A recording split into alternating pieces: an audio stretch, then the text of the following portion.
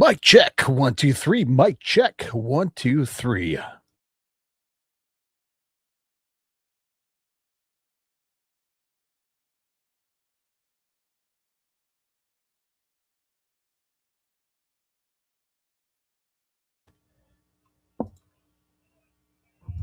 All right. Merry Christmas, everyone. Thank you for watching me right here live on X, also on Twitch and on YouTube as well. GB's here of Into the Square Circle podcast, where we talk about all things pro wrestling. Little festive on this, a live stream on this fantastic Christmas evening. I hope you guys are having a wonderful Christmas out there, spending time with your families, which is the most important thing as always, man. Enjoying some delicious food unless you're working. But thank you very much for joining me here on this special Christmas podcast live stream, of course. And now on this episode, we're just going to have a little bit of fun. Now, if you live in the Chicagoland area, maybe you've been watching professional wrestling for a long time, like myself.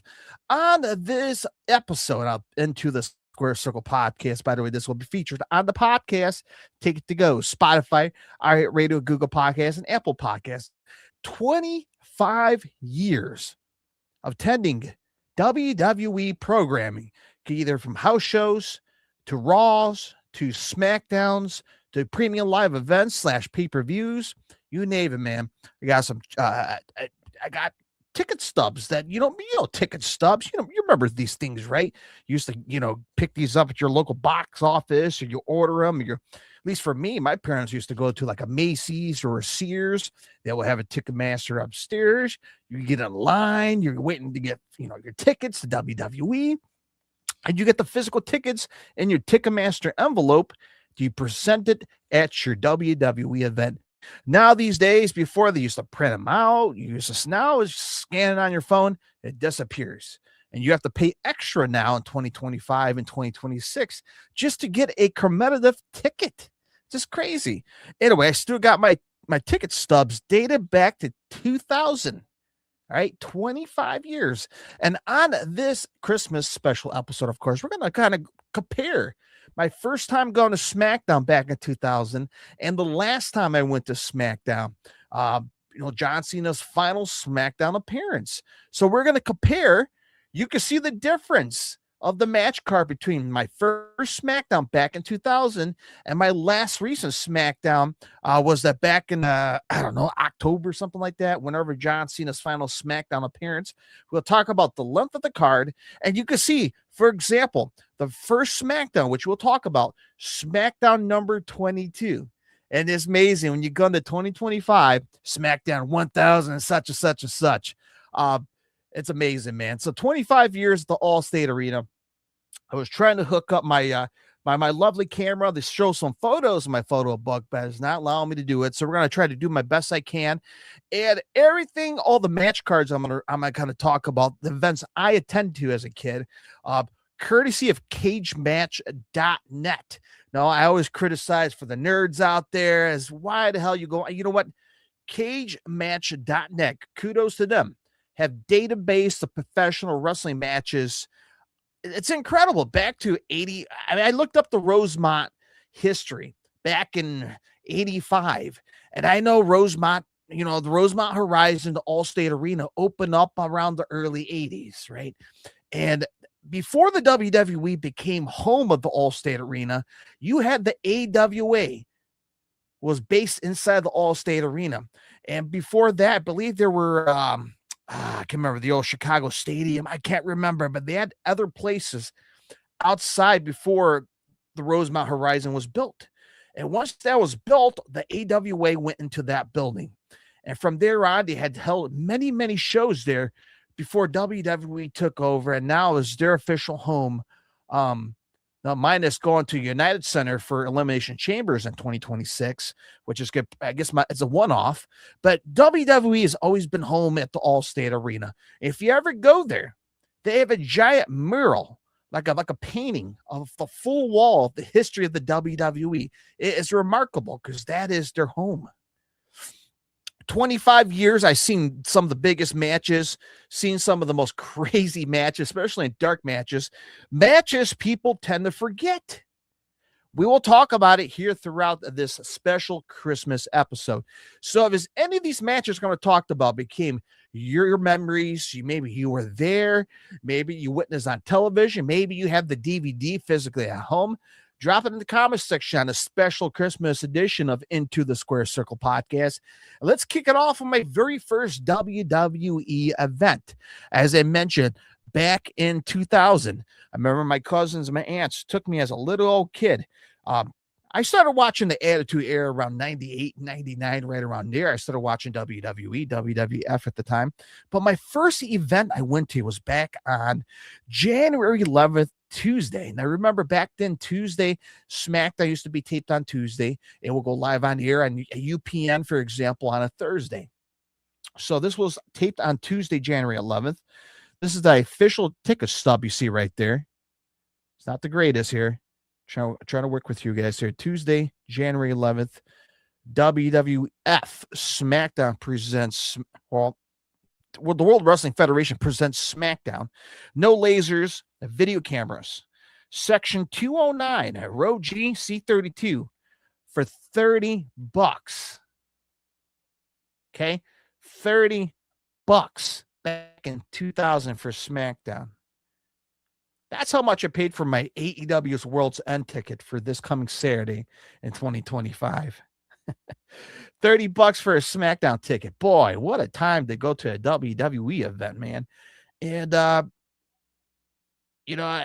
trying to remember. I had to go back and search on a YouTube. Like, man, I don't remember. I remember Kane coming up. The pyro was so loud back then.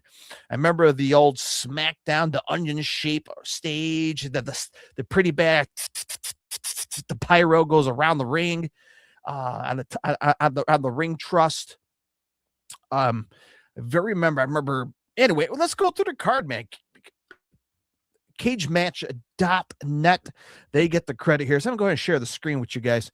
My first time going to a WWE event show, and SmackDown number 22 here. So let me share with you guys here quick. So as you see right here from CageMatch.net, SmackDown number 22. So this is a very early on SmackDown, man. You see right here, January 11th, 2000, which it says right here on my ticket stub. 13,253 people were jam-packed Allstate Arena. Commentary, Michael Cole and Jerry the King Lawler. I'm not worried about the rating. I just want to go back and look at the matches because I don't remember. Dark match. Tom Howard defeated Steve Bradley. Yeah. All right. So we had, I guess, a kickoff match because I was watching the YouTube video. I guess Triple H kicked off the show. And this SmackDown was 10 days before the Royal Rumble back in 2000. And I can't remember where the Royal Rumble was at in 2000, New York, or I can't remember where that was at. But this was 10 days before the Royal Rumble back in 2000. Anyway, you see right here, the New Age Outlaws, Mr. Ass Billy Gunn, the Road Dog, baby. Oh, you didn't know? Come on, man. The New Age Outlaws defeated Bradshaw. 2-on-1 handicap, no disqualification match here. That was to kick off the SmackDown. My first night going to SmackDown. Incredible. 6-man tag match here. Rikishi, Fatu, and Too Cool, baby. Get a bit. Grandmaster Sexy and Scotty Too Hottie doing the worm, right? Defeated El Snow and the Head, right? Remember the Head El Snow used to came. The Hollies, Crash Holly and Hardcore Holly. Now that I kind of remember because I can remember Crash Holly had like a scale, like a weight scale he carried down to the ring. He had in the shoulder. I remember that.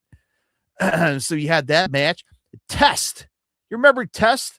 What was his Andrew something, but rest in peace. Test defeat Gangrel by DQ.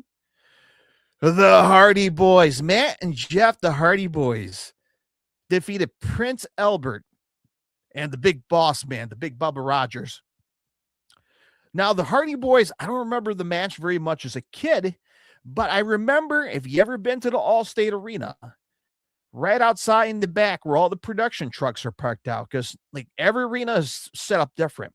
Some arenas have semis parked on the front. Some arenas has parked inside of the building. Depends on the size of the building. The Allstate Arena is not a massive ass building, so all the production side stuff is parked on the west side of the building. You see all the production trucks, all the all the crew members, eventually all the RVs, all the trailers back, used to park back there. And I remember after the show, my aunts and uncles like, hey, come on here, let's go take a look. And you see the Hardy Boys coming out of the production trucks, like, the Hardy Boys. I did remember that as a kid. You also had a tag team match that night, Edge and Christian. Now, I don't remember this, but it happened. Edge and Christian defeated Kurt Angle and Steve Blackman. Incredible. And my understanding, there was another handicap match here. So instead of one half of the APA, which was Bradshaw, you had another match. The New Age Outlaws defeated Farouk. Damn! In a no disqualification match. So he had two handicap matches with the New Age Outlaws splitting up the APA. All right. So and then you had the tag team. Oh, talk about this tag team right here, man. D'Lo Brown. And the Hose, the Godfather, tag team up against the Headbangers, Mosh and Thrasher, tag team match style. You had a non-title match, Kane. I remember that. Defeated Chris Jericho. And I guess right there in the main event there, Triple H and X-Pac defeated the Big Show and The Rock. That was the main event of SmackDown here in Chicago. My very first time going to the WWE event. I don't remember that. I remember X-Pac doing the Xbox chop.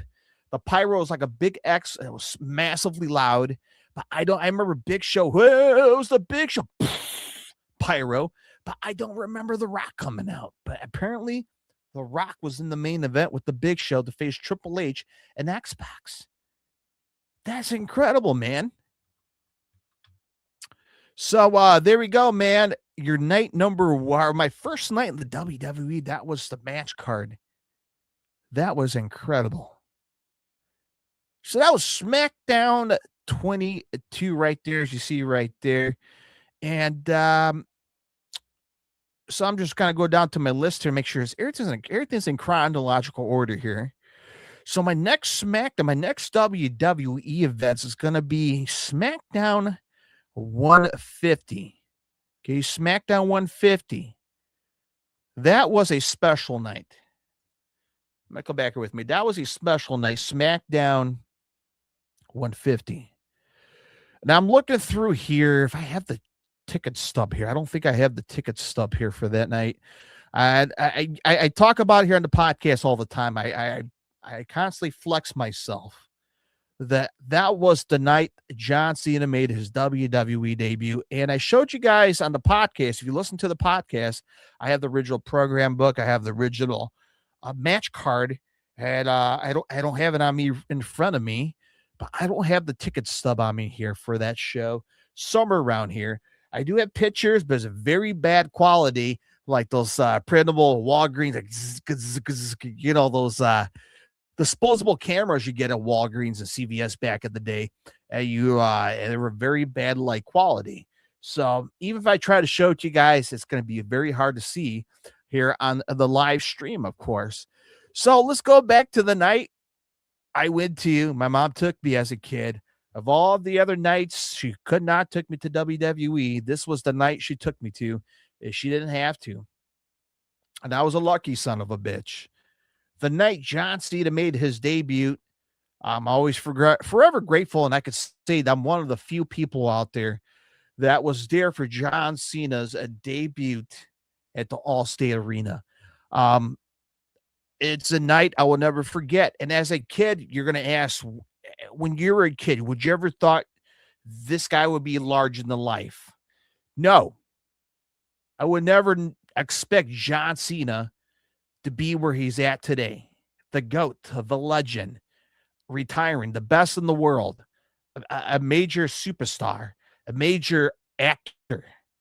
Back in 2002, if you asked me as a kid, I would never believed it. I didn't know it was a new era, a ruthless aggression era. I was a kid. I did not know. As a kid, I was just there as a kid, excited because my parents took me to a WWE show. And let's look at the card of that night that happened at SmackDown number 150 here. So I'm going to go ahead and share the screen with you guys, courtesy of cagematch.net here. So let me go ahead and share the screen here with you guys. SmackDown number 150. Let's go to it right now. Cagematch.net. You see right there, cagematch.net, SmackDown 150, the night, my second SmackDown. So the first SmackDown I went to was WWE SmackDown number 22. This was WWE SmackDown 150. So talk about a big jump. Wow, that's incredible, man. How many episodes went through since 2000? And look at the commentary. It changed from Michael Cole to Jerry the King Lawler to Michael Cole and Taz. Okay. And it doesn't have you the attendance of the night. I know it was a packed crowd for sure. Kurt Angle defeated John Cena. The ruthless aggression era. You see on the card right there, Billy and Chuck defeated Hardcore Holly and the Big Valvoski. Hello, ladies. Yeah, Lance Storm defeated Mark Henry. Rikishi defeated Test by DQ. Billy Kidman and Step Back. The Hurricane is coming through. Defeated Jamie Noble and Tall Jerry. A very young, another guy that came out the class with John Cena in the OVW era, the Deacon, Dave Bautista, along with, oh my brother, Testify, Reverend Devon. By the way, who came on, I remember going around the ring doing like a church theme. He had a hat and people's putting money in it, like his collection for his church. Defeated Damn Farouk and a very young Randy Orton, man. I'm getting some young guys in this card, man. A very young John Cena, a very young Dave Bautista, a very young Randy Orton. Second ever SmackDown Live with my parents. Singles match, main event. Hulk Hogan defeats Chris Jericho by DQ. I think, don't quote on me, I think it was my final time seeing Hulk Hogan live wrestling. By one and only time I seen Hogan wrestle in person.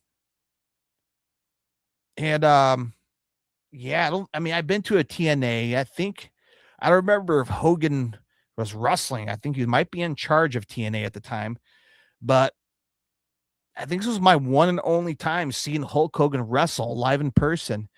And we talked about this in the past, man. I have my original sign as a kid. I still have it here, man. I still have it here. You can see right here in my hand. Man, my green screen's jacking it up. I can't. It's hard for me to show it. Hulk Hogan. Anyway, well, let me turn it around. It says Hulkamania still rules. Of course, on the back, I have The Rock. I can smell what The Rock is cooking. Of course, The Rock was not on the card for this one. But Hulk Hogan was featured on this card at the very end. Hulk Hogan. I'm not sure if this was after the revival of the NWO or before the revival of the NWO, but I know Hogan was back to his traditional red and yellow Hulk Hogan with the boa, necklace or whatever the hell you want to call it, scarf around his neck. And I somewhat remember this night as a kid in this building. But yeah, I'm telling you right now, it's probably the only time and the last time I've seen Hulk Hogan wrestle against Chris Jericho, of all people, by the disqualification. So that was SmackDown 150. Let's move on down next. It's a WWE house show, SmackDown house show. So let me stop the screen here with you guys really quick here. Now we're going to move on to a SmackDown house show, which I do have the ticket stub. And let me kind of verify this is the right show, 2003. So now we're going to move on to 2003 here. WWE, Up Close and Uncensored. JVC Tower Power presents Up Close and Personal. Section 110, Row D, Seat 9, $45 back in December 13th of 2003, 7:30 p.m. Bell time on a Saturday night. You can't beat a Saturday night house show, right?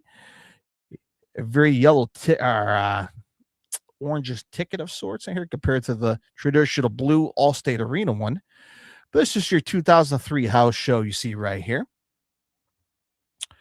So let me go ahead and share the screen with you guys. Again, as I mentioned, CajunMatch.net here. Of the match card of that night at the house show. What memories I have of that night, man. All right, so let's see if I can get, let's see, this is all wacky here.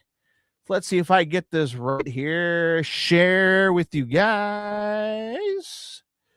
2003, that is correct. 2003 house show. The JVC Power of Tower of Power. WW Up Close and Uncensored house show that I went to as a kid. And as I mentioned, I do have photos of these better quality photos here. Again, it's kind of hard for me to show you guys here on this, but anyway, man, I am super excited to kind of go through these. And maybe you were at some of these house shows across the United States back in 2003, possibly. And let's take a look at it, man. You see right there, attendance, 5,000 people. So not massive at your traditional television SmackDown or a Raw attendance here, but 5,000, not too shabby for a house show, right? Anyways, take a look here. WWE Cruiserweight title match that night I was at for the house show. Ty Jerry, at that time, the Cruiserweight champion, defeats Billy Kidman. Chuck Palumbo defeated Horseshoe. I don't remember that character. The world greatest tag team, Charlie Haas and Shelton Benjamin. Man, what a time to check out these powerhouses of the tag team. Shelton Benjamin still kicking it, man. But at that time when I was at the house show, you had Charlie Haas and Shelton Benjamin defeated Paul Linden and Spanky. You remember Spanky, which was Brian Kendricks back in the day. They were a tag team, and I have a photo in my photo book. It's a Spanky like on the LED board at the Allstate Arena.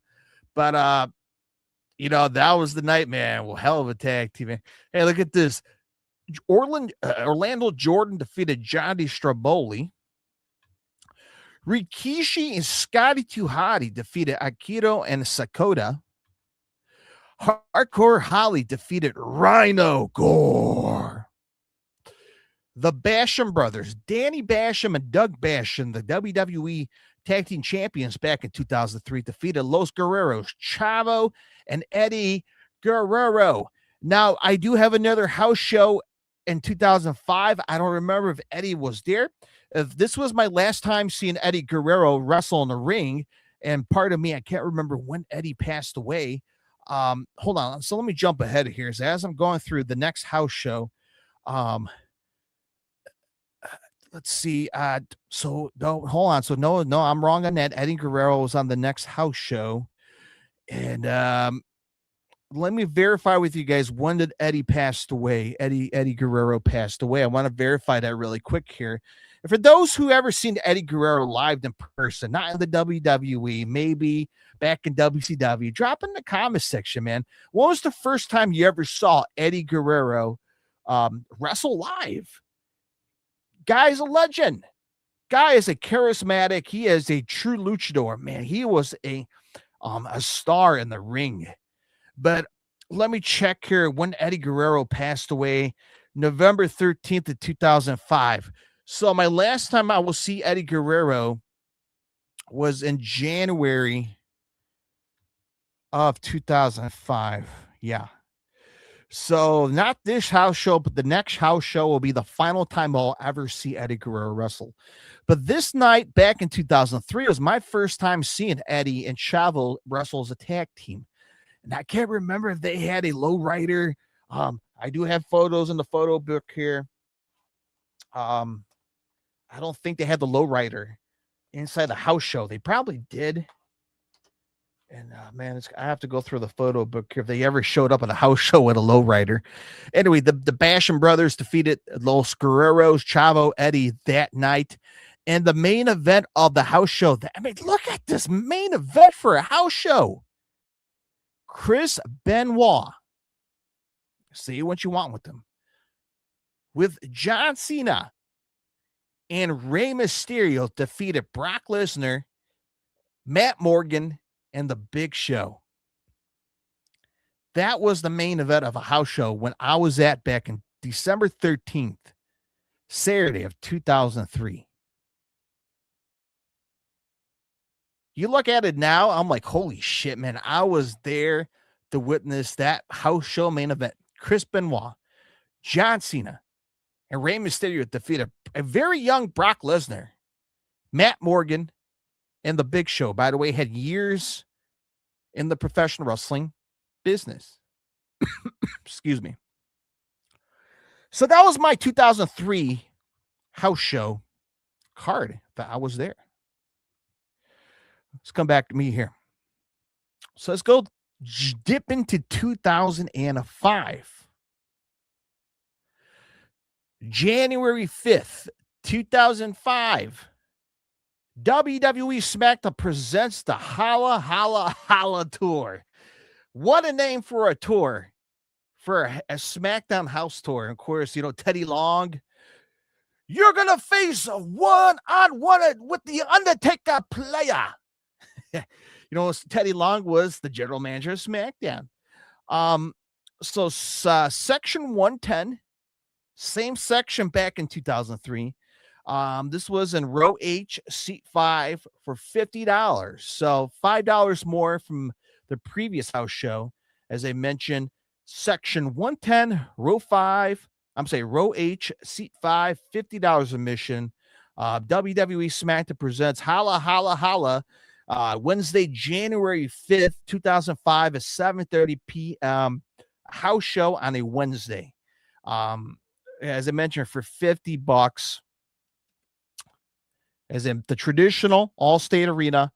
It's not the blue, but this has a oranges stub here. You see right here in my hand. I got fat fingers, my fat holiday fingers. Merry Christmas. If you're joining me right now here on the live stream on X, Twitch, and YouTube, Merry Christmas. I'm glad you're joining me on this special Christmas evening. We know we got football going on tonight, but that's okay. I got it on the background. But we're going to kind of go through 25 years of WWE. I have attended at the Allstate Arena. Everyone has their special moments at the Boston Garden, their special moments at Madison Square Garden, at the at the Cow Palace, around the world. But me here in Chicagoland area, the Allstate Arena is WWE home. It's just historic, and 25 years of just sporadic events from pay-per-views, house shows, to Raws, to SmackDowns. Is this excited to go through these. It's my first time going through these ticket stubs. Ever since I kind of put them away, I never really have them on a plastered on a, board on my wall. I mean, I have posters around me, but I don't have I have my ticket stubs inside. Ticket stubs along with concerts in a box. So let's go to 2005 is the ticket stub I showed you guys here. This is going to be the WWE house show at the Allstate Arena, January 5th, 2005, courtesy of cagematch.net. As I mentioned, perfect website to see all the backlog of shit. I don't remember, man. I'm getting too old to remember this stuff. All right, I'm going to go and share the screen here, courtesy of cagematch.net, back in 2005 when I was a kid. Rosemont, Illinois, house show. There's more people in this one compared to the previous one back in 2003. This is 2005, January 5th on a Wednesday, 9,000 people. Look at this, a WWE tag team match here. Rey Mysterio and Rob Van Dam. Well, remember back in 2003, the Basham Brothers were the tag team champions. Flash forward to 2005, Rey Mysterio, Rob Van Dam is now your tag team champions, and they defeat the former champions, the Basham Brothers, Danny and Doug Basham's, to kick off the house show. You got Daniel Pewter. I don't remember that name. Defeats Hardcore Holly. Holy shit. So far, how many times have I seen Hardcore Holly live? My gosh, man. I don't know if I was surpassed John Cena. All right, this is another John Cena one. This is my third time seeing John Cena live. In his early years career, defeated Kenzo Suzuki for the WWE United States title match. And I can't remember if he had the spinning title at that time when he had the U.S. champion, but he might have. But this was 2005. John Cena defeated Kenzo Suzuki. The third time seeing John Cena live. You know, as I mentioned, seeing his debut, seeing his second house show match, and this is his third time seeing him live. All right, the next man. This was John Cena mid-card, man. Again, he wasn't a massive superstar like he is right now. He's making the name. He's working his way up the rankings, but he was still a mid-carder back in the early 2000s. WWE Cruiserweight title, Fatal 4-Way, elimination. Funaki, your SmackDown #1 announcer, Funaki. The Cruiserweight title at that time defeated Akio, Chavo Guerrero, and Anuncio. Some people know him as a Little Guido back in ECW. We had the WWE Heavyweight title match. The Big Show. Was the Big Show defeated JBL. Ding, ding, ding. Dun, dun, dun, dun, dun, dun. JBL. Of course, got beat by Big Show by DQ. At this night, January 5th of 2005, on a Wednesday, where I was there as a kid. Can you dig it, sucker? Booker T. And my final time seeing the late, great Eddie Guerrero. The final time I'll ever see him live in the middle of the ring. As we talked about, he passed away later on the same year. And oh my God, you know, I'm glad I got to see him early on of back in 2005. I do have photos of him in the ring with Eddie Guerrero. You know, and I also remember the night that the news broke that he passed away, his passing. And I had the magazines and I have all the articles still in my archives of that horrible day that I kind of wish Eddie was still here with us, man. And we love you and we miss you, Eddie Guerrero. Rest in peace. But this was the last time I ever will see him live. Teaming up with Booker T, defeated Luther Reigns and Mark Jindrak. What about that? We also had the singles match here. Miss Jackie defeated Dawn Marie. And for the main event, I remember this night clearly. The Undertaker defeated Heidenreich in a casket match. Yes, we had a casket match at a house show.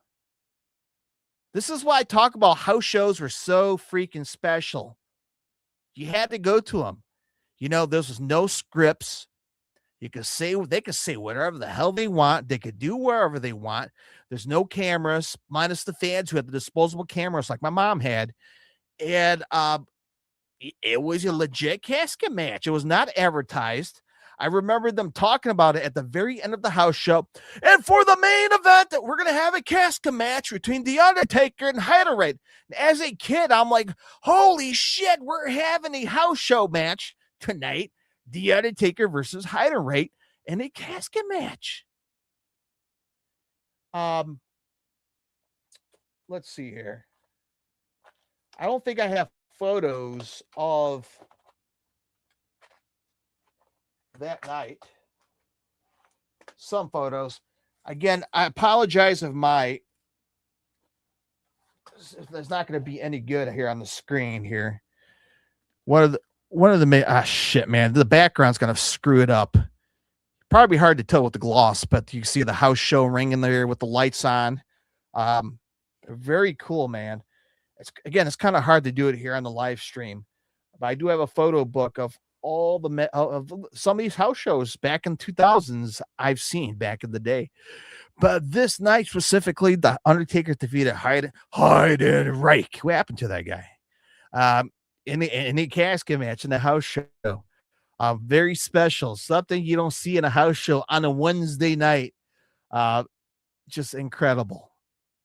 Incredible. All right, so that was back in 2005, the Holla Holla Tour at the Allstate Arena, January 5th of 2005. What's next, man? What's the next event LGBs went to? I'm looking at my card here. Okay, this one's a very special one as well. Okay. I do have the ticket stub here. Now, my parents, or at least my mom, told me you have two choices. You're going to go to WrestleMania, not go to it, but you have the choice to watch WrestleMania 22, which was happened at the Allstate Arena on April 2nd of 2006. Hey, little G, do you want mom to buy you WrestleMania 22 pay-per-view and watch it home? Spend like $60 to watch a pay-per-view? Or do you want me to buy tickets to go to Raw after WrestleMania, April 3rd in 2006? Me as a kid, I'm like, I want to be there live, but I want to watch the pay-per-view as well. My mom was like, you got to pick one. And I missed out WrestleMania 22 because I chose to go to Monday Night Raw, the Raw after WrestleMania. April 3rd, 2006. And if you remember WrestleMania 22, the stage was like the Sears Tower, the Willis Tower. I know the Willis Tower, the tallest tower in the city of Chicago, but I still call it the Sears Tower. That was the stage of the WrestleMania. Remember the ramp used to go up. John Cena was in the mafia car shooting the blink guns like Al Capone. Edge and Mick Foley went through a flaming hardcore table match at WrestleMania 22. So my mom decided to take me to WrestleMania, the Raw after WrestleMania, April 3rd, 2006. Not the physical stuff, but this is the printout ticket you see right here. Goddamn background. 2006. April 3rd. Raw after WrestleMania. My mom took me. I remember, I think I was in middle school. Yeah, junior high, where I went to school. And my coach was like, yeah, you watch WrestleMania 22. I'm like, no, I'm going to Raw after WrestleMania tonight, which was even better. When I went there as a kid, they still kept all the banners, all the WWE superstar on banners. If you watch WrestleMania 22, each superstars had their own banner wrapped around the whole building. And they said WrestleMania 22 in the background. It says big time in the back. I remember all that. Let's look at the card. The Raw after WrestleMania, April 3rd of 2006, courtesy of CageMatch.net. And I'm glad this website's here. I talk shit about for all the nerds that go on there, but I'm happy there's a website like this because I can't remember everything that happened. These house shows, Raws and SmackDown. Because the older I get, the harder shit. It's hard for me to remember. All right, so let's look at it. See right here, April 3rd, 2006. 14,000 people, jam smacked. My brain's losing words here.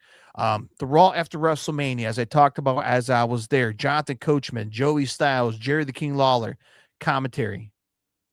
I do remember some of these matches. The Spirit Squad. Oh my God, the worst fucking group in the WWE. Literally male cheerleaders. Well, we are the Spirit Squad. God damn, that was probably the worst gimmicks I hated back in 2000. Johnny, Mitch, and Nikki. And if I'm not mistaken, Nikki is Nick Nemeth. He was part of the Spirit Squad, right? Let me verify it here, man. Let me verify with you guys here. The Spirit Squad. All right, Google. Who was in the Spirit Squad? WWE Spirit Squad. Let's take a look here. So who was part of the Spirit Squad, okay? Fuck, they gave me the first names too. Nikki.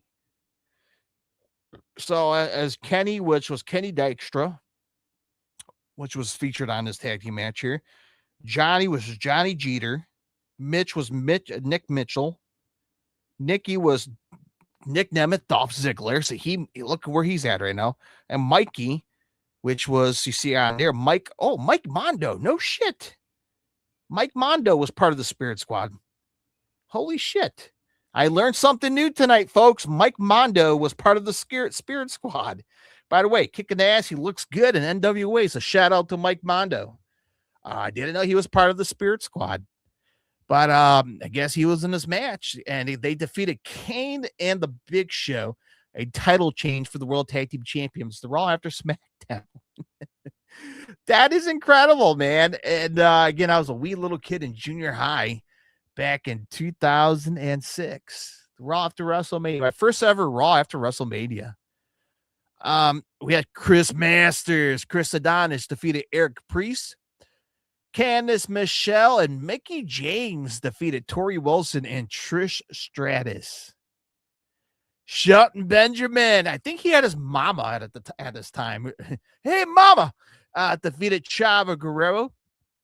In the main event here, Edge and Triple H defeated John Cena in a 2-on-1 handicap match at the very end of Monday Night Raw. So, again, another John Cena match I've seen. Again, I talked about this.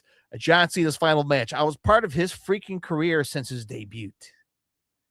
So this is why it's emotional for me, John Cena retiring, because I was there for pretty much his whole damn entire career. Edge and Triple H defeated John Cena in the main event of Raw, April 3rd, 2006. You see right here, the ticket stub of that night. Incredible, man. I'm a lucky son of a bitch. I'm not even halfway through the shows they've been to the WWE. So Merry Christmas. Thank you for sticking with me, because we have a lot more shows to get to that I've been to WWE. Why there's more I forgot that probably is not going to make it on the list, because I can't find the ticket stubs. I have a shit ton of programs that's just not matching up what I'm seeing here. These are just a handful I can find ticket stubs I can share with you guys tonight. This, by the way, this was Monday Night Raw number, 671. Raw after WrestleMania 22 here in Chicago. That was 671. Let's move on next to Raw number 850. Okay, Raw number 850. This was back on September 7th of 2009. I'm looking at my, okay, I have the ticket stub here. So that Raw after WrestleMania, I forgot to give you guys the ticket price here. This is all glued up in the back. $55, section 116, row H, C21. God damn, it seems like I've been sitting row H for quite some time for the past. And tape on my back, Motley Crue, New York Dolls, and Poison. some reason this ticket stub got back in 2011. There we go. I see Motley Crue with Poison back in the day. All right. So as I mentioned, $55 to Raw after WrestleMania 116, section 116, April 3rd, 2006. If you give a rat's ass or not. All right. So this was Monday Night Raw, September 7th of 2009. Ticket price. There's no ticket price. I think it was a comp. Yeah, comp tickets. I got these tickets for free. Section 101, row G, seat 10. Monday, September 7th of 2009, 7:15 p.m. bell time. Monday Night Raw, blue ticket, Allstate Arena. You see right there. So I got these tickets for comp. I got these tickets for free comp. Let's look at Raw number 850, the night I was there back in 2009. Again, you're joining me here watching us live, and I haven't seen some of these card matches. Just kind of threw these together, and we're going to walk through it all together. So let me find it here so I can pop it on for you guys here. Raw number 850. I'm going to go and share it with you guys. Cagematch.net.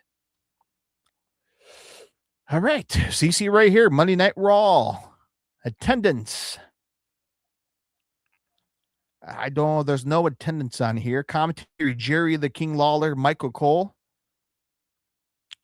September 7th, 2009, Allstate Arena. Dark match, Alex Rayleigh defeated Jamie Noble. Montel Vonteria's Porter, MVP, defeated Chris Jericho in a singles match. Evan Bourne, you remember him, right? Defeated Chavo Guerrero. How many times have I seen Chavo so far? Here we go. Oh, my goodness gracious. Talk about this match. A very young Cody Rhodes. I'm not sure I think he was dashing Cody Rhodes back at that time. John Cena defeated Cody Rhodes by disqualification back on September 7th of 2009. Remember, these guys main evented was a WrestleMania. They main evented WrestleMania. But back in 2009, these guys were mid-card on a Monday Night Raw back in 2009. That is fucking wild. I'm just sitting there. This is blowing my mind right now thinking about this. These guys are main eventers in the top of WWE in 2025. Back in September 7th, 2009, me, Little GBs, was inside the Allstate Arena to witness John Cena versus a very young Cody Rhodes in a no DQ, at least by DQ match in the middle of a Monday Night Raw. I can't make this shit up, man. I cannot make this shit up. The Big Show defeated Santino Marella, who is your current enforcer in TNA wrestling right now. The Body Slam Challenge. Mark Henry defeats The Big Show. And this is also a special night for me as well, because I met John Cena that night as well. I have an autograph. By the way, the main event of this night, back in SmackDown, September 7th, 2009, DX, the revival of DX, which was pretty much Triple H and Shawn Michaels. That was it. They didn't bring back X-Pac. They never bring back Road Dogg, never bring back Billy Gunn. They're probably in TNA back at that time. But the only DX members, they revived DX was Shawn Michaels and Triple H. Remember that time DX spray painted the WWE headquarters. They were fucking cooking in the kitchen. Just goofy shit, right? And I met Triple H, Shawn Michaels, and John Cena backstage before Raw that night. That's why this night was so special. But at that night, back in 2007, DX, Shawn Michaels, and Triple H defeated Chris Masters and Randy Orton. Now, I failed to mention the Raw after WrestleMania. That's when Triple H and Randy Orton was an Evolution. That's why I seen Ric Flair and Dave Bautista. So that was Evolution was still around back then. But eventually Evolution broke up. Randy Orton's now become somewhat the legend killer. Around this time, if not mistaken, DX made the return back as Shawn Michaels and Triple H. But you see right there, the main event defeated Chris Masters and Randy Orton in a tag team match to end back in September 7th of 2009 Monday Night Raw. But, man, this shit's wild, man. John Cena defeated very young Cody Rhodes midway through a Monday Night Raw back on September 7th of 2009. And I was there as a kid. I'm telling you guys right now, this is shit's crazy. Hope you guys are following me with this, man, because I mean, I'm bumfuzzled. I was there. Again, as a kid, I don't sit there and think, God damn, Cody Rhodes could be a massive superstar and what, the next, 11, 12, 13 years from now? Never. So that was then, and I'm going to kind of look ahead here really quick. Here's my next WWE event was the same year. It's a pay-per-view. WWE Judgment Day. Not the group. And I don't have the ticket stub for this one. No, I do not have the ticket stub for this one. But I do have the photos for this one. But I'm going to go ahead and stop here and share. I was at WWE Judgment Day, the next WWE pay-per-view. Same year, 2009, May the 17th. Jared King Lawler, Michael Cole, Matt Stryker, Josh Matthews, Jim Ross, and Todd Grisham. Damn, there's a lot of people by commentary. And the official theme song for the pay-per-view, which is one of my favorite rock and roll bands, Buck Cherry, Rescue Me. I think actually that song got me into Buck Cherry. You know, when WWE had that as their official theme song for that pay-per-view. And I think Judgment Day was my first official WWE pay-per-view for me. And it's crazy. My first event was 2000. It took me 9 years to get to my first WWE pay-per-view ever. And it was this match, WWE Judgment Day. So let me go ahead and share the screen with you guys. CageMatch.net here, Judgment Day 2009. Let's check it out here. Official attendance 14,822 people. The dark match here, Mickey James defeated Beth Phoenix. The late great Umaga defeated CM Punk back in 2009. ECW, I think CM Punk had the Killswitch Engage, This Fire Burns, one of my favorite songs. I love Killswitch Engage, one of my favorite metal bands of all time. But yeah, Umaga defeated CM Punk. ECW heavyweight title match. Remember, ECW was on the Sci-Fi Channel, which was, that's a whole different topic right there. Christian was your ECW heavyweight champion, defeated We the People, Jack Swagger, for the ECW heavyweight champion. John Morrison defeated Shelton Benjamin. But god damn, man, how about that match, man, back in the day? Rey Mysterio defeated Chris Jericho. How many times have I seen Chris Jericho so far? Plenty of times, and plenty more in AEW. So I've been part of Chris Jericho's career for quite some time. Dave Bautista defeated Randy Orton by DQ. That was a wild match, you remember. I think I lost my voice after that match. Again, another John Cena match. John Cena defeated the Big Show. Singles match. And the main event, Edge. If you know me. On this day, Edge defeated Jeff Hardy to retain the WWE heavyweight title match back in 2009. Yeah, back in May 17th of 2009. Again, I don't remember some of these matches. Some I do, but some I don't. I do have the photo book here. It's kind of hard for me to show you guys here, but yeah, I was here at that night back in 2009, WWE Judgment Day, my first ever WWE pay-per-view event. All right, up next pay-per-view. Do I have a ticket stub for this? I do not have this ticket stub. But I remember this night very, very clearly. My next WWE pay-per-view. Oh, shit. So I'm out of order here. So let's go back to 2007. So the Judgment Day was 2009. Let's go back to 2007 because I messed up my order here. Now we're going to go back to 2007. WWE No Mercy, 2007. Now, some of you are like, what? Yeah, 2007, No Mercy came to the Allstate Arena. I was here as a kid, and let me kind of share the screen with you guys here. I do have pictures of this as well, but I need to download this to digital so I can share with you guys at some point. But go ahead and share the screen with you guys here. CageMatch.net here. 2007, No Mercy. I don't have the ticket stub here in front of me. But let's look at the match, the card. I was there. The matches, I don't think they're ever going to they're going to bring back some of the gimmick matches, which we'll talk about momentarily. So Jerry Lawler, Jim Ross, Joey Styles, JBL, Michael Cole, and Taz were commentary.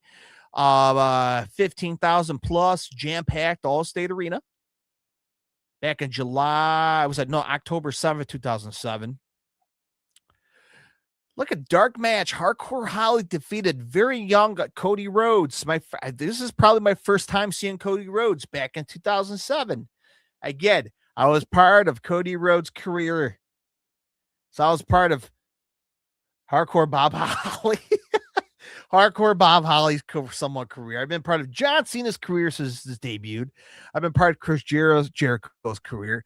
I've been part of Cody Rhodes' career. That's 4 people right there. I've been part as a fan Randy Orton is another guy.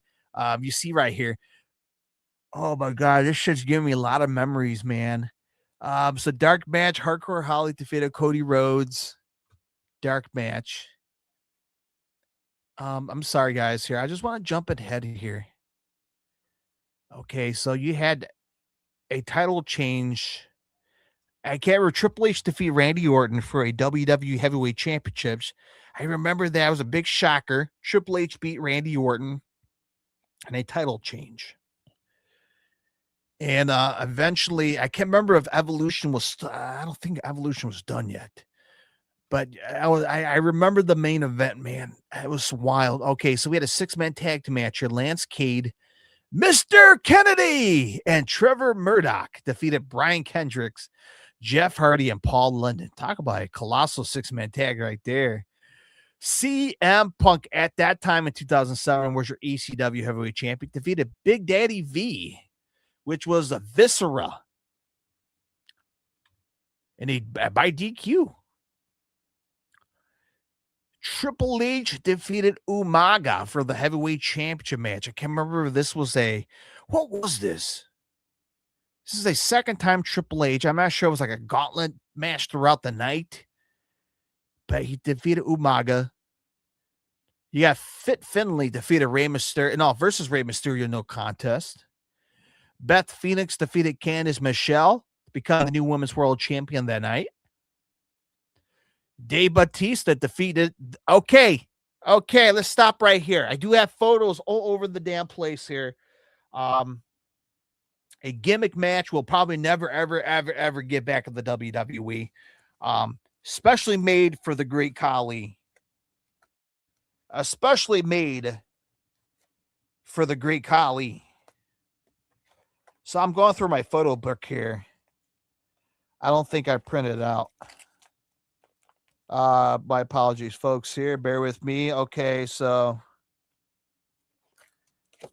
very bad quality photos here. You're probably not going to be able to see it. Probably, yeah, the background's, but you could, maybe if you could see it, maybe not. The Punjabi prison match.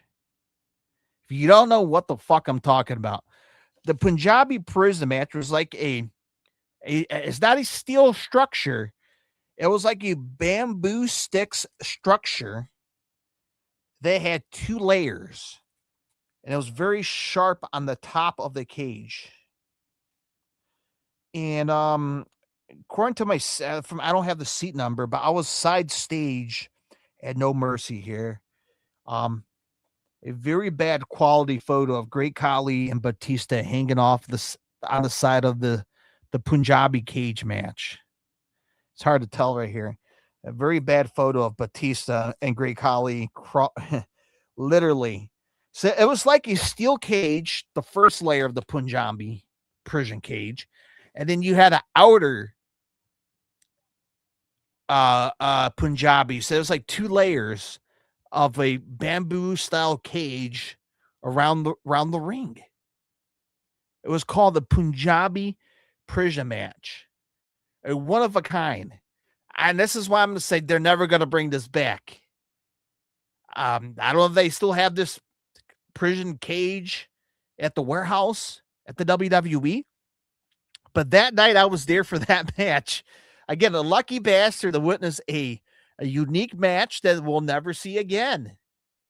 Unless NXT decide to, hey, we're going to have a prison match on UFC.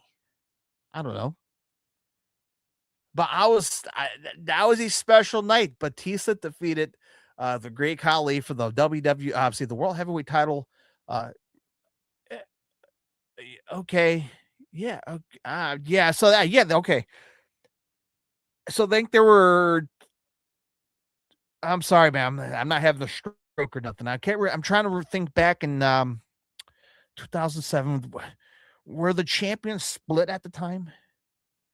I can't remember if you had the big gold belt on SmackDown and then you had the World Heavyweight Championship on Raw. I think you had the split champion belts. I think Batista had one of them. And And Triple H had the other one because you saw Triple H beat. Who did he beat in the beginning? Randy Orton, title change. Triple H defends the title against Umaga. Batista has a different champion belt. Faced Great Khali, the prison match. And then you had Triple H in the main event. I remember this match, last man standing match. That was one of these fucking.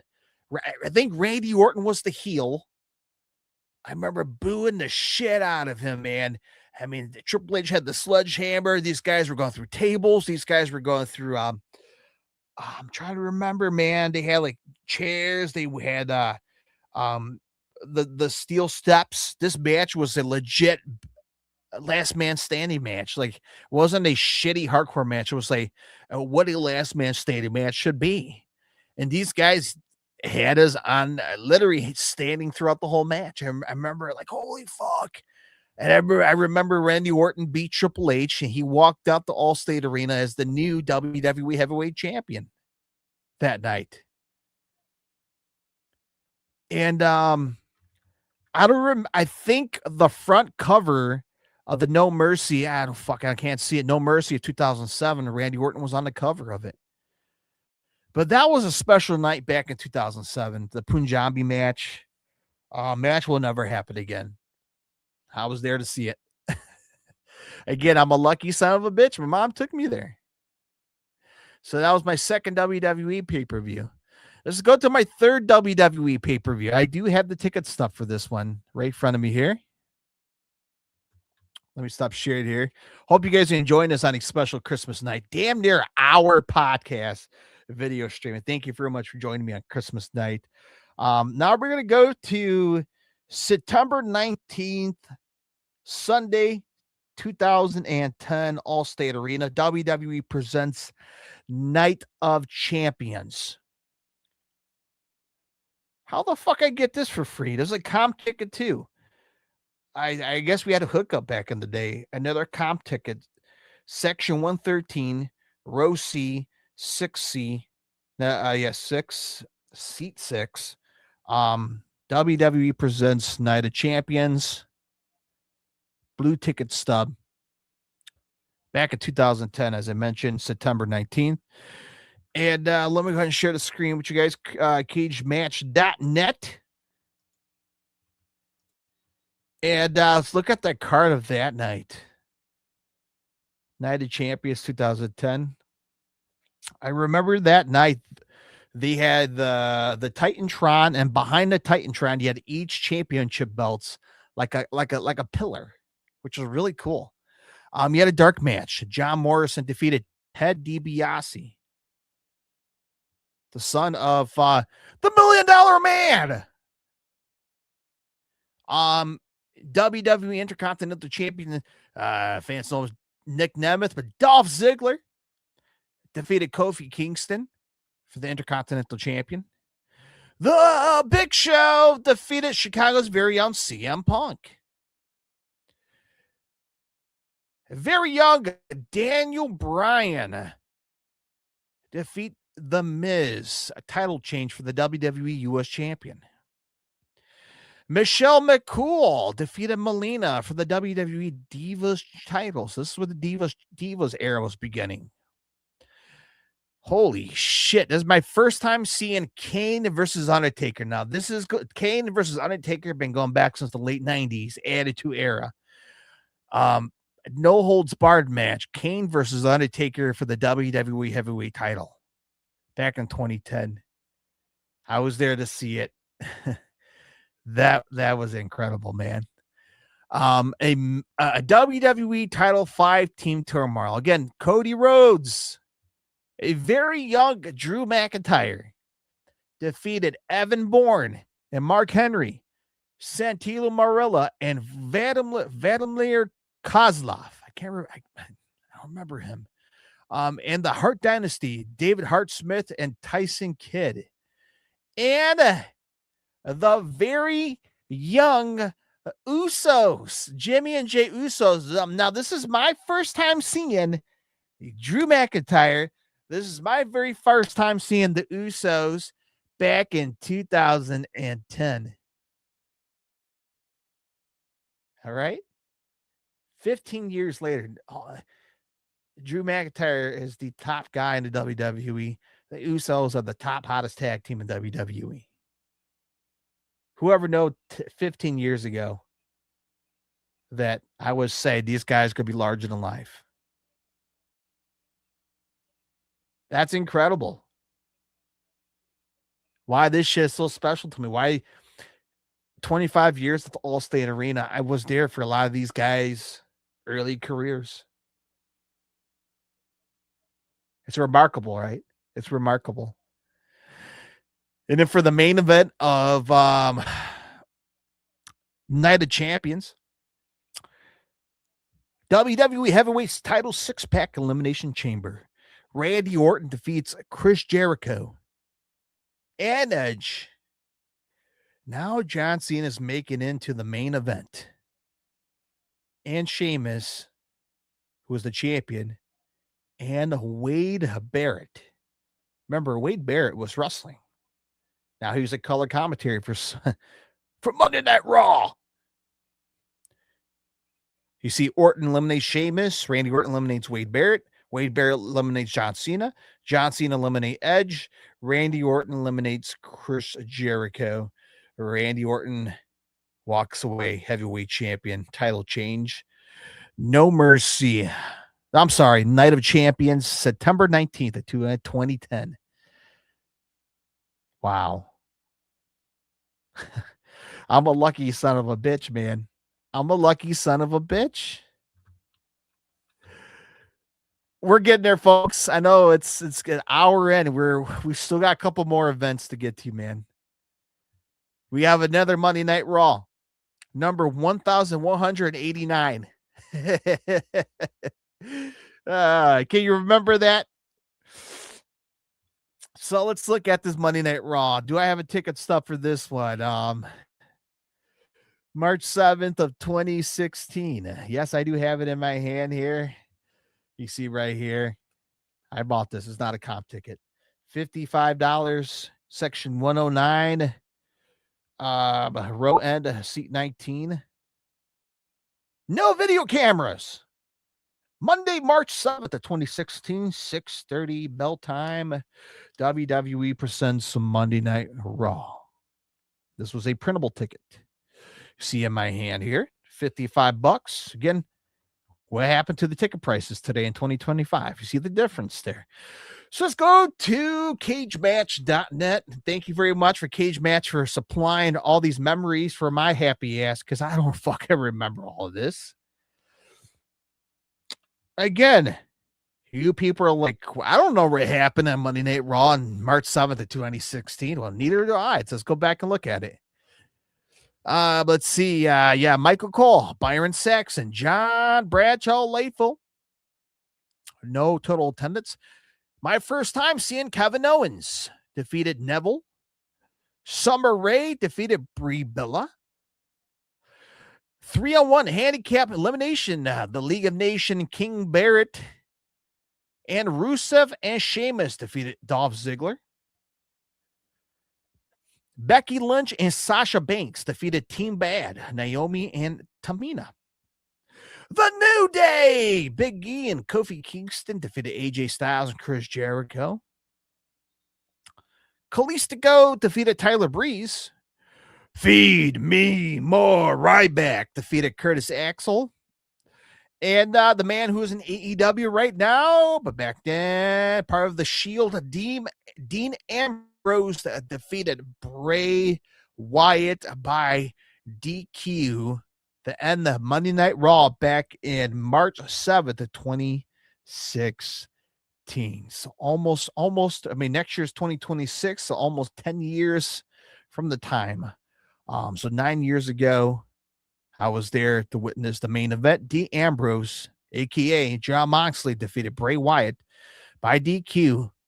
Monday Night Raw, March 7th of 2016. Holy shit, I jumped the gun again. So after Night of Champions, that was another pay-per-view. Another important night I was there for. I have the ticket stubs. I have the photos somewhere around here. So we jumped over 2011. We jumped over 2011. The most important night the wrestling fans know about. John Cena is part of John Cena's career. I was there in hand with my girlfriend at the time, which is now my wife. WWE Money in the Bank. Right here. Skittles presents WWE Money in the Bank. Sunday, July 17th of 2011, 6:45 p.m. Comp ticket. Don't ask me how I get these tickets for free. Don't ask me. There was a comp ticket. I got it for free. Section 104, row M, seat 20. South aisle 4. No lasers, pen, or video cameras. Again, Sundays, July 17th, 2011. You see comp ticket, WWE Money in the Bank. I was there. I was there. If you know that night, that was a special, special night for John Cena, a special, special night for GB's here, and there was a special, special night for Chicago's very own CM Punk, the year of the Punk, the year of the CM Punk pipe bomb. This was a very important night here in Chicago at the Allstate Arena. I was there in person. I was there screaming loud and proud. Of course, my wife was going after the hottie himself, John Cena, and I was anti-John Cena. People booed the shit out of him. Hold on. Wrong one. Let me stop sharing. Let me get the correct one here. So let's go to cagematch.net to WWE Money in the Bank back in 2011, which I was there. Let's try it again. Oh, and I had it right. All right, so let's go back here. So let's look at Money in the Bank. Money, money, money. Jerry the King Lawler, Michael Cole, and Booker T. 14,000 people plus jam-packed the Allstate Arena that night. I was there. I was on the stage right seats where I was at for the pay-per-view. Santino Marella and Vladimir Kozlov defeated David Otunga and Michael McGillicuddy. I don't remember that dark match. Daniel Bryan defeated Cody Rhodes. Hey, look, another Cody Rhodes match. I was, again, been part of his career, been part of his All In, been part of AEW. Don't say I'm not part of Cody Rhodes' career. All right, so Daniel Bryan defeated Cody Rhodes. Heath Slater, baby. Justin Gabriel, Kane, Sheamus, Sin Cara, and Wade Barrett in a Money in the Bank ladder match. Kelly defeated Brie Bella for the WWE's Divas title that night. Mark Henry defeated The Big Show. Oh my God, how many times I've seen these guys wrestled?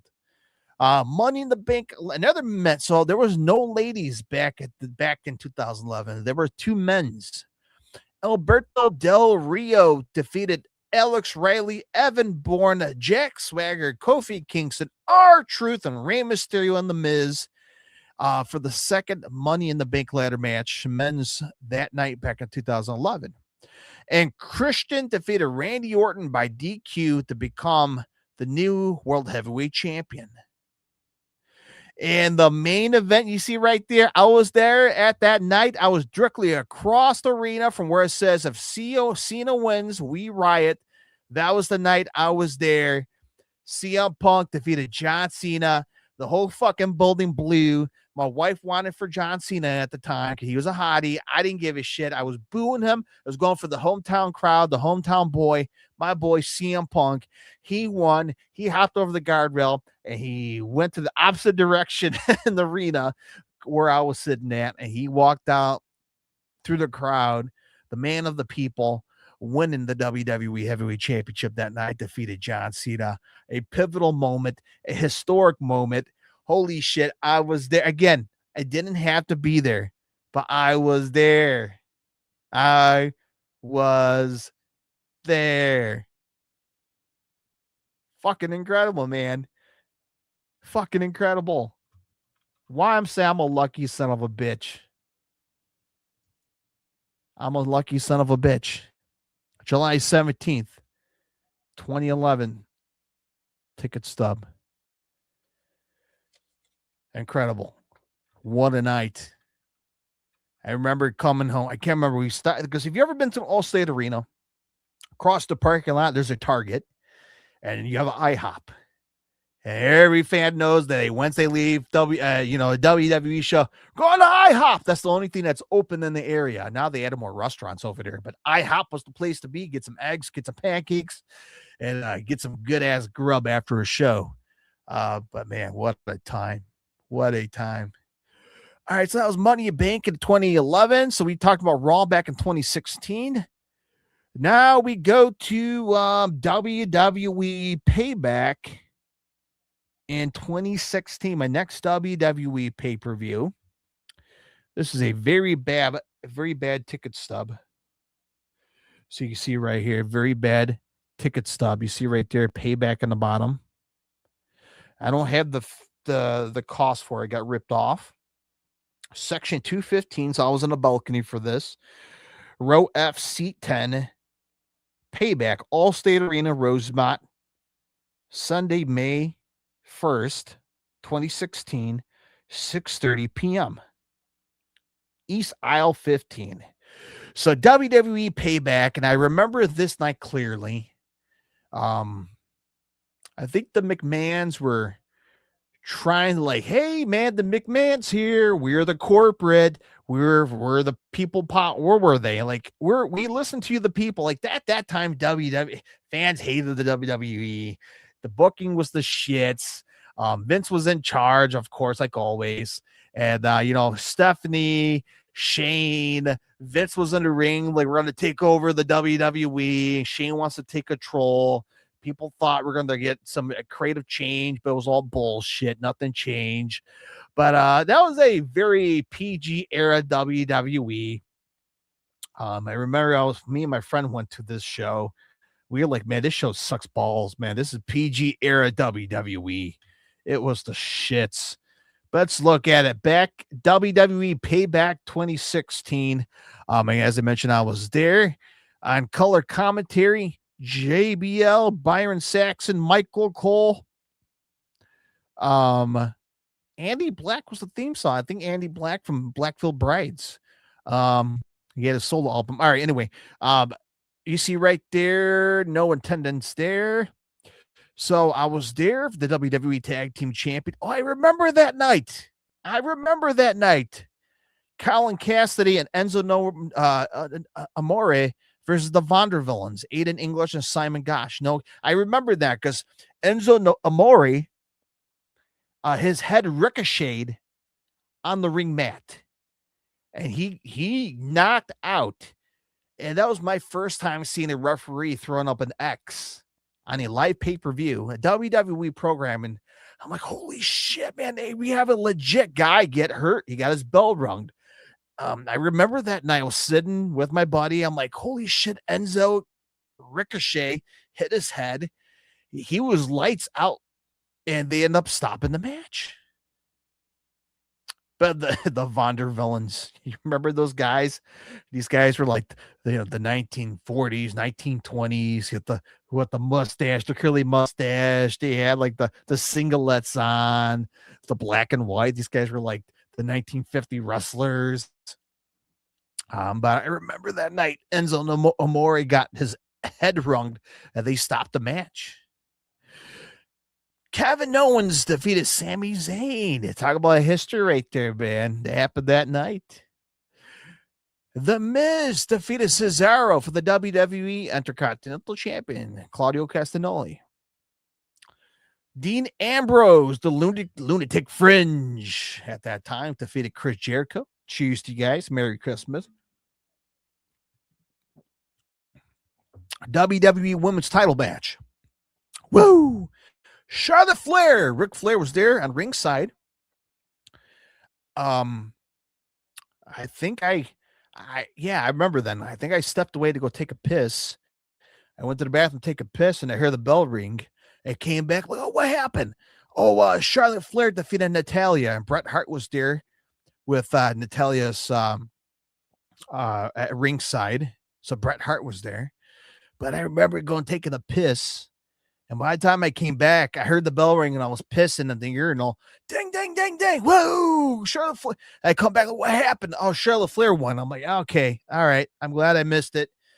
And then for the main event, Roman Reigns defeated AJ Styles. And I do have this t-shirt. Excuse me. I have the t-shirt of Roman Reigns on it somewhere in my t-shirt collection over here. Roman Reigns on the cover. Roman Reigns defeated AJ Styles. No count out, no disqualification for the WWE World Heavyweight Championship. So there we go. Roman Reigns defeated AJ Styles. Main event Payback back in 2016. Crazy, right?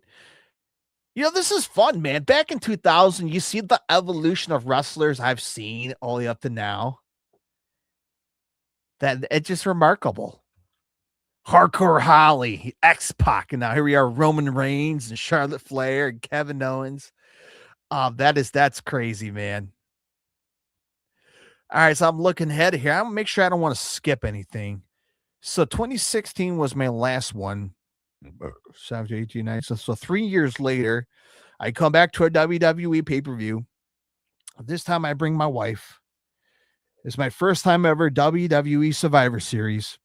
It's not the War Games for CM Punk return. I missed out on that. But this was 2019 War Games, Allstate Arena, not War Games, Survivor Series. This was under the Vince McMahon era. So November 24th, Sunday, 5 p.m., 2019. Okay, money was going up here, $85. This is in the balcony. Section 210. Row L, C31. My wife was with me. $85 for this ticket in the balcony. You see the ticket prices going up compared to my, back in the day. WWE presents Survivor Series, November 24th of 2019. So let's look at I'll show you the ticket stub, of course, the printout paper, of course. Come on, background. 2019 Survivor Series. What happened in that night? I don't remember. Let's look at it. Cage match. You're my hero of the night. Man, hour and a half, man, on a Christmas night. Can't bitch about this, right? All right, let's look at 2019. And you remember this? I talked to my wife in the car after the show, and I was like, man, this show was the shits. Again, the Vince McMahon era. And that's when shit was going. Look at the color commentary. Beth Phoenix, Corey Graves, Jerry the King Lawler. Jerry King Lawler's still kicking around, man. Since my first SmackDown 2000, now 2019, still kicking around with Michael Cole, Nigel McGuinness, and Vic Joseph. I don't see the attendance there, but anyway. So we had a Raw versus SmackDown versus NXT 15-man elimination triple threat tag team match here. Team NXT, Bianca Belair and Candice LeRae, Io Shirai, or Io Sky, right?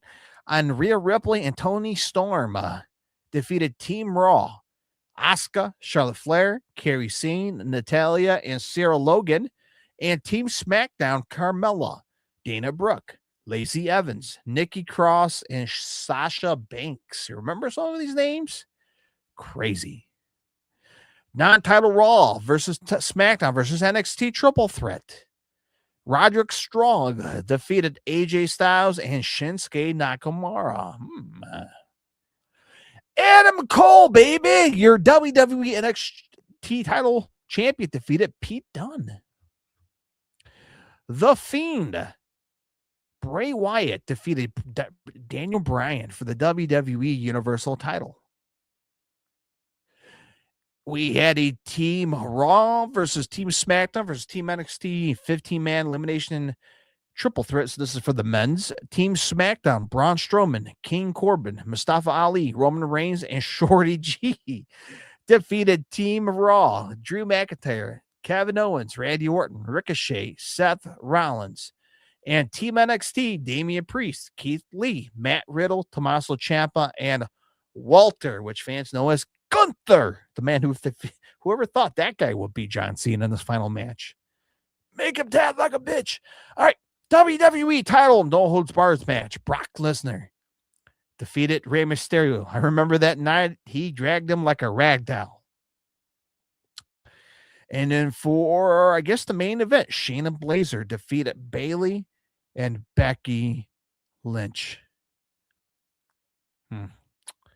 Yeah, I remember sitting in the car with my wife, and I'm like, man, this is the shits.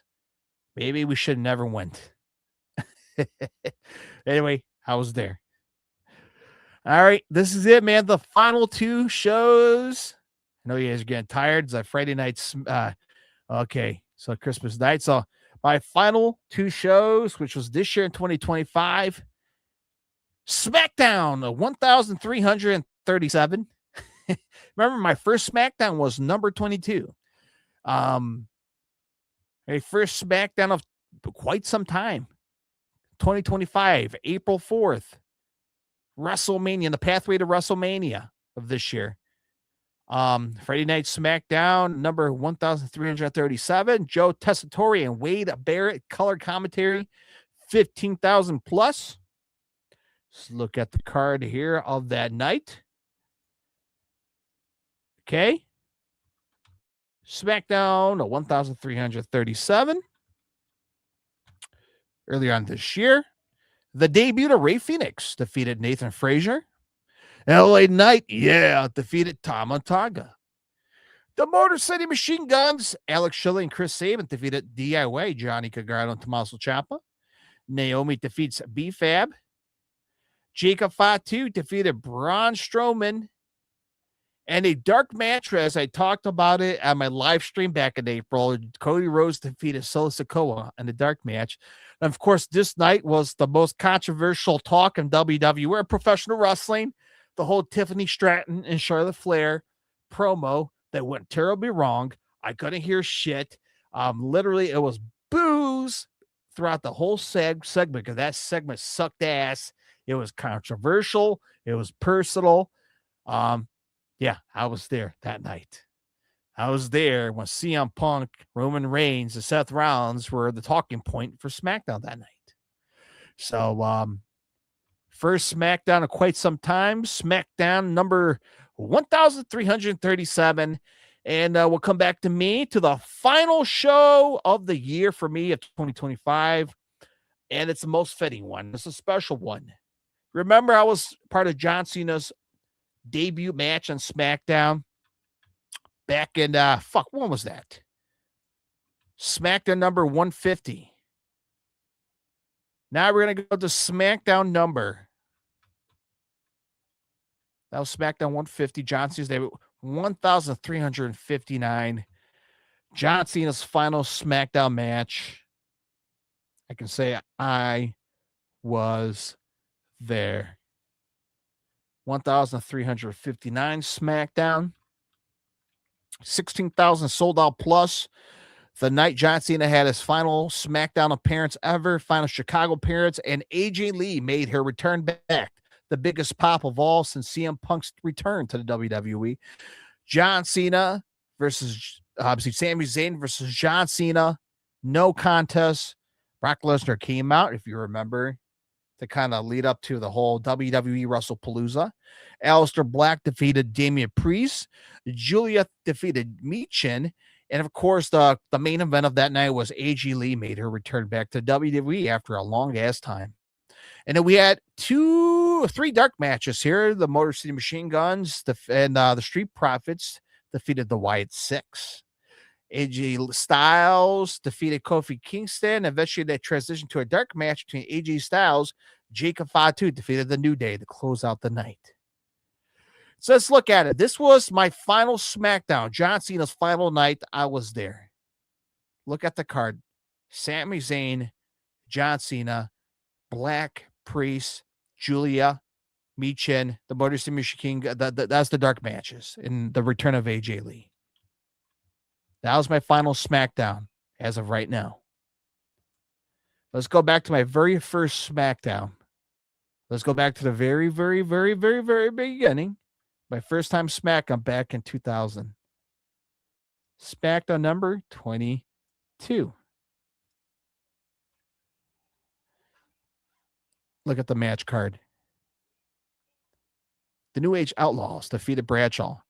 Rikishi, Too Cool, Al Snow and Crash Holly, Hardcore Holly, Test, Gangrel, the Hardy Boys, Prince Albert, the Big Boss Man, Christian Edge, Kurt Angle, Steve Blackman, New Age Outlaws, Farouk, D'Lo Brown, Godfather and Headbangers, Kane, Chris Jericho, Triple H, Xbox, The Big Show, and The Rock.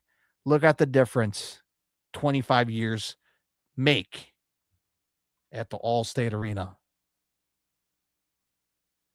Incredible. So just absolutely incredible. Just give it a moment. Take a look at the debut 2000 match card.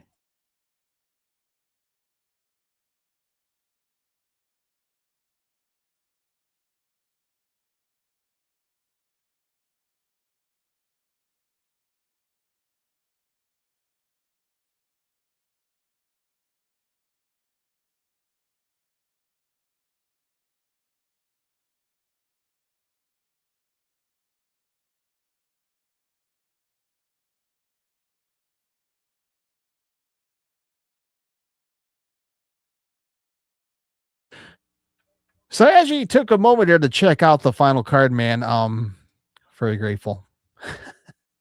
25 years. Here we are, man. An hour and 30 into the live stream and the podcast, man. Thank you for joining me on this special Christmas night. This was a lot of fun. I hope you guys enjoyed what I seen through my eyes as a child, all the way up to a grown-ass man today. 25 years at the Allstate Arena. Not done yet. Sure the hell not done yet. And shit, we still got the AEWs, the TNAs. That's a whole different one. But 25 years, I've seen generations of different superstars that's no longer with us, no longer around with us, still with us, or officially retired, or still around today.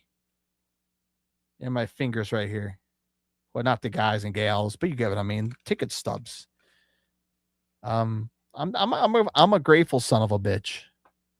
I'm a grateful son of a bitch. I'm happy to be a Chicagoan, a Chicago suburban resident. to live, an hour away from the Allstate Arena, to travel there. I'm very grateful to live in the area, to have an awesome arena. Yeah, Madison Square Garden is the number one world famous arena of all time, but Allstate Arena is a whole separate thing, man. That's arena on its own. It's that beautiful building you see behind me on the live stream. That building's still kicking it since 1980s, 1983, whenever it was built. Not only wrestling, I've seen some of the biggest bands like Iron Maiden, Volbeat, Ghost. I've seen a lot of the biggest rock and roll bands in that building. But most was all wrestling. So, Kiss, one of my number one band, Kiss, rest in peace, Ace Frehley. Seen Kiss final ever tour in that building. But to see John Cena's final match there, Eddie Guerrero's final match in that building. I've seen a lot of the finals in that building. The famous Ozzy Osbourne picking up Randy Rhoads was in that building. Hulk Hogan backstage at the Allstate Arena, AWA, that was a WWF photographer who managed to give the phone number of Vince McMahon, and that's how the history of Hulkamania began. He jumped over to WWF. That building has history. There's still many more history to come. And, I'm forever grateful. It's Christmas time, and just to look back on this, I'm like, man, I was there as a kid. I was there as an adult. I was there with my wife. I was there with my girlfriend. Hopefully I'll be there with my kids. And many more years to come. So 25 years of Allstate Arena. Cheers to you. I'm getting a little empty on here. Merry Christmas. Happy holidays. Thank you for sticking around for an hour and a half here on the live stream. I thank you guys very much. I got football in the background. I don't know what the score is, and I haven't been keeping up with it. So I have to go watch it now. So Merry Christmas. Happy holidays. And I hope you guys enjoyed this. Looking through the history of 25 years of the Allstate Arena.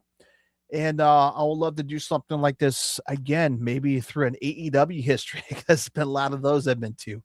Um, so this has been a lot of fun. So thank you very much. Again, happy holidays to you and your family. If you don't have a family, hopefully you're a part of my family here on Into the Square Circle podcast. Hopefully you can be part of my family and give me a follow and subscribe here on social media. Stay tuned right here on the podcast. World's End this coming Saturday, live on pay-per-view. Another wrestling event add into my resume, right? Hopefully I'll see you guys there. But this night, 25 years Allstate Arena. Can't bitch about it. And I'm forever grateful and very blessed. So Merry Christmas. God bless. And have a great night. Love one to each other. And I'll talk to you guys